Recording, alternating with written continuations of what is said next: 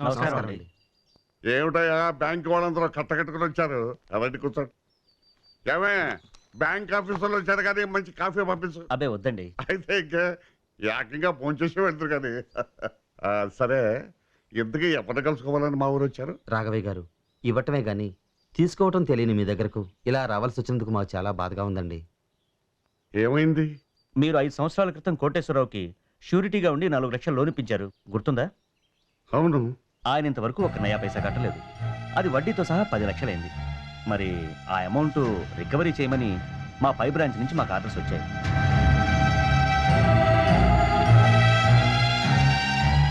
ఆ కోటేశ్వరరావు ఫరారీలో ఉన్నాడు. ఆయనకి షూరిటీ మీరే కాబట్టి యాక్షన్ మీ మీద తీసుకోమన్నారు. ఇప్పుడు మీరు అమౌంట్ కట్టాలి, లేకపోతే ఇల్లు జప్తు చేయాల్సి వస్తుంది. మీ గురించి మాకు బాగా తెలుసు, అందుకనే 15 రోజులు గడువు తీసుకున్నాం.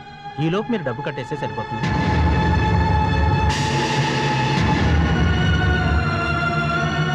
మా డ్యూటీ మేము చేయక తప్పడం లేదండి, మమ్మల్ని క్షమించండి. వస్తామండి. నమస్తే. ఏమిటండి ఇదంతా? ఇప్పుడు ఏం చేద్దాం? ఇంక చేయడానికి ఏముంది? అడ్డమైన వాడికి సాయం చేయొద్దు మొర్రో అని మొత్తుకున్నాను, విన్నారా? దాహానికి సలేంద్రలాగా సాయానికి మన కొంప కేంద్రం అయిపోయింది. ఇప్పుడు చూడండి కొమ్మ మీదకి వచ్చింది. ఎవడైనా అడగడమే పాపం. నేను ఉన్నాను మొర్రో అని అడ్డుపడిపోతారు. ఇప్పటికైనా బుద్ధి రావాలి. నోరు ముయ్యరా సన్న సదవా, ఆయన్ని తప్పు పట్టేంత మగాడు అయిపోయావురా నువ్వు. ఎవడన్నా ఆపదలో ఉంటే చాలు ప్రతి ఎదవ రాయేసేయడమే. అంత పెద్ద ఉపన్యాసం ఇచ్చావు, నువ్వు తీరుస్తావు అప్పు? చూడు, సహాయం కావాలంటే తీసుకో, సలహాలు మాత్రం ఇవ్వకు. నాన్న, వాడి మాటలు పట్టించుకోకు. నువ్వు ఆందోళన పడకు, ఏం చేయాలో ఆలోచిద్దాం.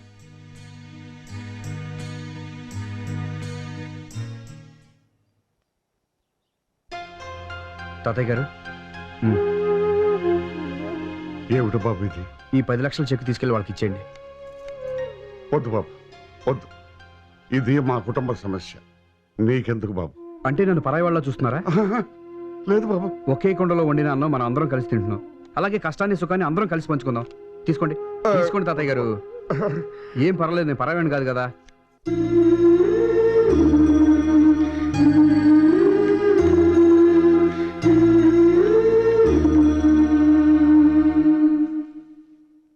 బాబు వివేక్, నా చేతి అన్నం తిన్నానన్న కృతజ్ఞతతో నువ్వు చేస్తున్న ఈ సహాయానికి చాలా సంతోషం. ఈ ముసలిది మూర్ఖంగా మాట్లాడుతోంది అనుకోకపోతే నిన్నో మాట్లాడగనా? ఏంటి బామ్మగారు? మనం రోజు ఓ మొక్కకు నీళ్లు పోస్తున్నాం అనుకో, అది బ్రతకాలని నీళ్లు పోస్తామా, కాయలు ఇవ్వాలని నీళ్లు పోస్తామా? బతికి కాయలు ఇవ్వాలని నీళ్లు పోస్తాం. దాన్ని బ్రతికించుకోవడంలో ఉన్న తృప్తి కాయలు తింటంలో ఉంటుందా? నేను నీకు అన్నం పెట్టింది నీ కడుపు నింపానన్న తృప్తి కోసం. ఆ తృప్తిని డబ్బుతో కొనుక్కోవద్దు బాబు. దయచేసి ఈ చెక్కు తీసుకో.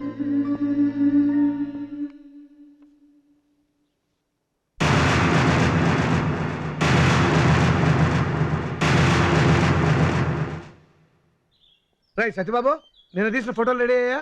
రాలేదు, మళ్ళీ తీయాలి. ఏ రీల్ ఎడతాం మర్చిపోయాను. పోనీ మొన్న తీసిన రెడీ అయ్యా? అద్భుతంగా వచ్చినాయి. నేను ఆఫీస్లో ఎప్పుడు నిద్రపోయాను రా? నువ్వు నిద్రపోలేదు, నేనే నిద్రపోయినట్టు తీసా. ఈ విషయం బాస్తో చెప్తానండు. ఒక్క నిమిషం, ఇది కూడా చెప్పవా? ఈ అమ్మాయి ఎవర్రా నేను బయట లాగినట్టు తీసావు? నాకు మాత్రం తెలిసండి, నేను తీయలేదా? ఇలాంటి చీప్ ట్రిక్లే నా దగ్గర పనిచేయం. అందుకే ట్రిక్ ఫోటోగ్రఫీ మొదలెట్టాం. చంద్ర గారు, మళ్ళీ వచ్చి నీ సంగతి చెప్తాను. ఎలా? ఏమిటి సార్ పిలిచారు? పాపం కష్టాల్లో ఉన్నారు కదా అని హెల్ప్ చేద్దాం అనుకుంటే వాళ్ళు వద్దంటారేంటండి? పరువు మర్యాదల కోసం వాళ్ళు ప్రాణాలు ఇవ్వడానికైనా సిద్ధపడతారు, కానీ ఒకరిని సహాయం అనడానికి ఇష్టపడరు. వాళ్ళ మంచితనానికి నిజాయితీకి ఇది ఒక ఉదాహరణ మాత్రమే. ఈ ఊళ్ళో వాళ్ళకంటే డబ్బున్న వాళ్ళు చాలా మంది ఉన్నారు, కానీ వీళ్ళకున్న గౌరవ మర్యాదలు వాళ్ళకి లేవు. ఎప్పుడూ ఒకరికి సహాయం చేయాలనుకునే వాళ్ళు మరొకరి సహాయాన్ని ఆశించరు కదండి.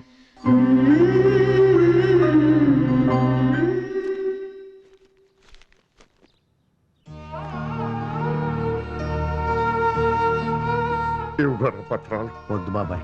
పర్వాలేదు, తీసుకో తీసుకో. బాబాయ్, ఊళ్ళో వాళ్ళకి అప్పిచ్చిన పత్రాలన్నీ మీ ఇంట్లో దాచుకునే నేను మీ ఇంటి పత్రాలు మా ఇంట్లో ఎక్కడ దాచుకోవాలో తెలియట్లేదు. బాధపడకు, బాధపడకు. థ్యాంక్స్. జానకి ఆ, జానకి ఏమిటండి? మన పరువు ఎక్కడికి పోతే ఇదిగో అప్పు తీర్చడానికి డబ్బు తీసుకొచ్చాను. ఆ?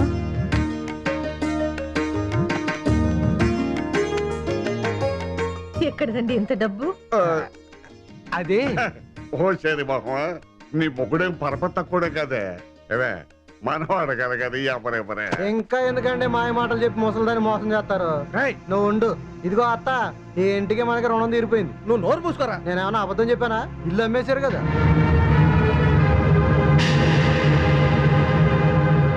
ఏవే, జానకి ఆ, నాకు బాధగానే ఉంది, కానీ వేరే దారి లేదు. ఈ ఇల్లు అమ్మేశారా? ఆ, ఆ,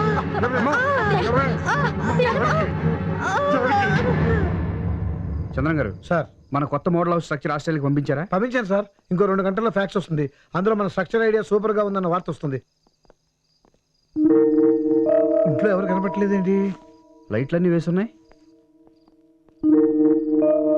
ఒరే రాము, చంద్రం గారు, ఈ డబ్బేంటి ఇక్కడ? తలుపులన్నీ బార్లా తెరుచున్నాయి, ఇంట్లో ఎవరు లేరు. సరే, ఈ జాగ్రత్త దాయండి. బాబు గారు, జానకమ్మ గారికి గుండెపోటు వచ్చిందండి. ఇప్పుడు ఎలా ఉంది? లైట్ స్టోకేనంటండి. పర్లేదని డాక్టర్ గారు చెప్పారండి. నేను అక్కడి నుంచే వస్తున్నానండి. మిమ్మల్ని కంగారు పడద్దని చెప్పమన్నారండి. సరే, నువ్వు వెళ్ళు. అలాగేనండి. తీసి జాగ్రత్త చేయండి.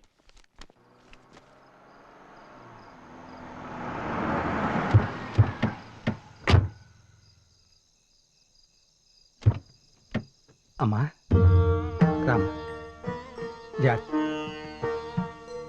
నిలవడదు, నిలవడగది.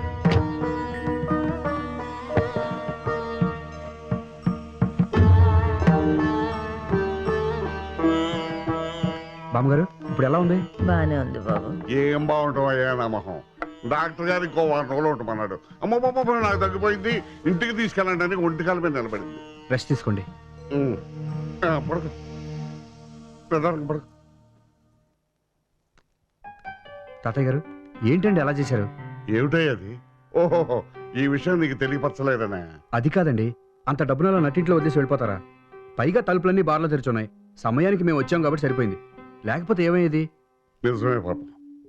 ఈ ముసలి దీని నొప్పితో విలవలాడిపోతుంటే అందరం దాన్ని బతికించుకోవాలని ఆరాటపడ్డామే తప్ప ఆ డబ్బు దాచుకోవాలనే ఆలోచనే రాలేదు బాబు. అది మా ఇంటి మహాలక్ష్మి బాబు.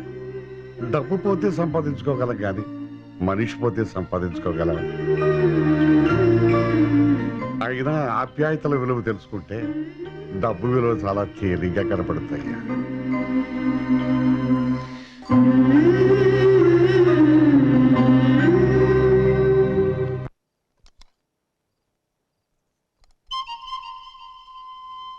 వివేక్, అన్నం తినకుండా ఏం ఆలోచిస్తున్నావు? అబ్బాయి ఏం లేదండి.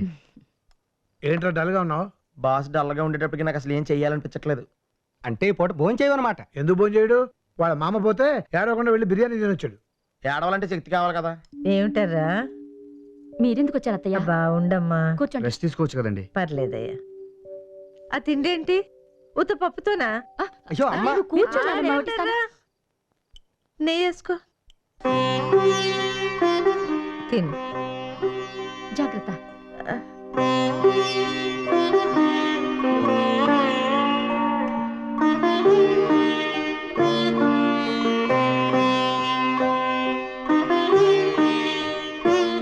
వివేక్,